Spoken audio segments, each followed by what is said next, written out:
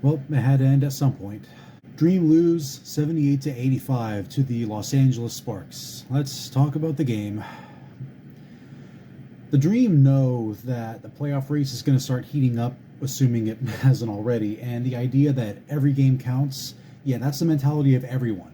And the Dream managed to string together two pretty damn good wins and maybe put themselves in a playoff position.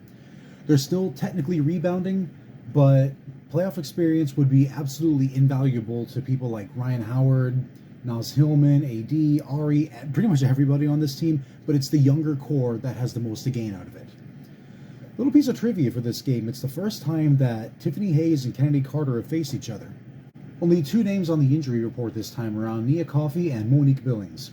Naz Hillman is starting once again, as she should be for every single game for the rest of the season. Shine Ogumike draws first blood, and things are pretty even for about 2 minutes. Both teams still kind of feeling each other out.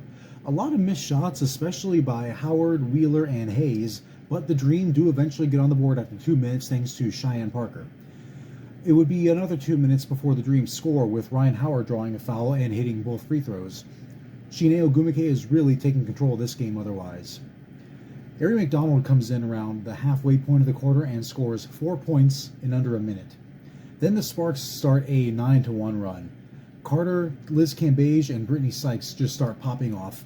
Ari McDonald puts an end to it with a highlight reel layup through traffic, and then AD gets a key three-pointer. The Dream start to, find their offensive rhythm, especially Hayes, but they still can't stop the Sparks' own offense. That will be a theme for the rest of the night. Beatrice Montpremier, who we haven't really seen much of lately, gets fouled from behind by Liz Cambage. The only surprise there is that it took Cambage that long to get fouled. I've been so focused on talking crap about Sophie Cunningham these last few games that I completely forgot about the OG. It's 26-16 after one, Sparks lead. Hayes does have 10 points. The Dream came back to life, but they really need a lot more of that in the next quarter. They're only shooting 36% from the floor. LA is shooting 61%. So to start out the second, Parker and Hayes start giving Atlanta some hope early on, and Erica Wheeler is making her case for the Dream MVP of the game by just outworking everybody, being everywhere at the same time, it seems. But Nneka Ogumike is still able to keep the Sparks ahead. She and Katie Lou Samuelson are putting on a lot of pressure, just completely nullifying everything the Dream are doing. Both Ogumikes have 8 points each with 4 minutes left in the half.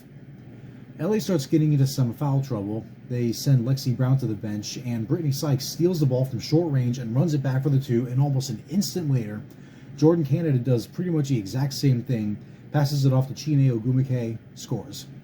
They have the speed, and really Atlanta has the speed too, but LA has the control. That's the biggest difference here. Katie Lou Samuelson goes down with some kind of lower body injury. It looked like she rolled her ankle a little bit. She didn't really go straight to the back. She stayed on the bench, so that's definitely a good sign. I hope she'll be all right. Right at the buzzer, Kennedy Carter goes coast to coast on a layup, beats the buzzer, gives the Sparks a 10-point lead at the half, 54-42. Not a whole lot noteworthy for Atlanta that quarter. Hayes is doing most of the work on the scoreboard. Wheeler is cycling the ball, trying to find openings, and the rest is spread around Ari, Montpremier, Hillman, and AD getting little pieces of the offensive action. But somebody other than Hayes has got to start putting in buckets. Howard has missed 8 of her 9 shots so far. Ryan Howard tries to force an opening in LA's defense, but she just gets knocked the hell down. Fortunately, that was a foul, and she remains perfect at the free throw line. Parker returns to the game and announces it with a layup. Nneka Ogumike, who has been destroying the Dream up to this point, somehow gets knocked off the ball under LA's net, gets picked up by Wheeler, who just outmaneuvers every single Spark on the way to a key 2. Speaking of returns, Samuelson comes back to the game. Naz Hillman completes a quick sequence by the rest of the team to cut the lead to 6. Erica Wheeler, while guarding Samuelson, trips over Shine's foot and hits the floor pretty hard on her hip, and she needs some help getting up. She's on the ground for some time and has to go back to the locker room, but she was able to jog on her way back, which is definitely a good sign. But still, this is a huge loss that the Dream just cannot afford. A little bit of a foreshadowing going on here, unfortunately. LA scores 6 straight baskets and puts the lead back to 12, but the Dream regain their footing and go on a scoring streak of their own, including huge three-pointers by McDonald and AD. AD managed to cut the lead down to 4 until Lexi Brown cuts them off, but hey, the damage is already done. 64-58 Sparks after 3. The Dream were able to keep their offense going despite Howard's off night, but their defense needs to support them, and they're just not getting any of that. Now, Neko Gumake, who led the Sparks in scoring, commits her third foul, and Hayes has a three off of McDonald's patience in her own end. So far, so good to start the fourth. And after going 7 and 8 on free throws, Howard commits a defensive foul on Samuelson, who inadvertently clipped Howard in the face with her forearm. I don't think it was intentional, but Samuelson will still get a technical foul out of it. She sinks all 3 free throws. Hayes has been one of the few bright spots on this team for this game, but she got an offensive foul against NECA, and it looks like it might get upgraded to a flagrant. Fortunately, it just sticks around that as an offensive foul. Ryan Howard would later finally get another bucket on the floor, hitting her 58th three-pointer of the season. That ties the WNBA rookie record currently held by Maya Moore. Fantastic company to be in. The scariest moment of the game, however, Lexi Brown and Tiffany Hayes collided. Brown got up quickly enough, but Hayes had to be helped up and helped to the back, and she wasn't able to put a whole lot of pressure on her left leg, if any at all. And she had already missed enough time this season with a lower body injury.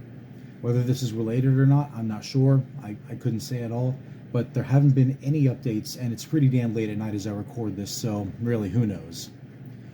The rest of the game notes, doesn't really matter. Dream lose 78-85. Hoping to have Hayes back by then, but at this point, we're still in the dark, and we're probably still going to be in the dark for some time. The Dream had some really great moments and a lot of individual triumphs, but the Sparks just had better control. The next game is Sunday against the Seattle Storm. Hope to see Tiffany Hayes there. I doubt she will, but we shall see. And I hope to see you there as well. These last couple of videos have really jumped up in the views a little bit, and I'm very appreciative of that. I thank each and every one of you for watching this. I hope to see you next time.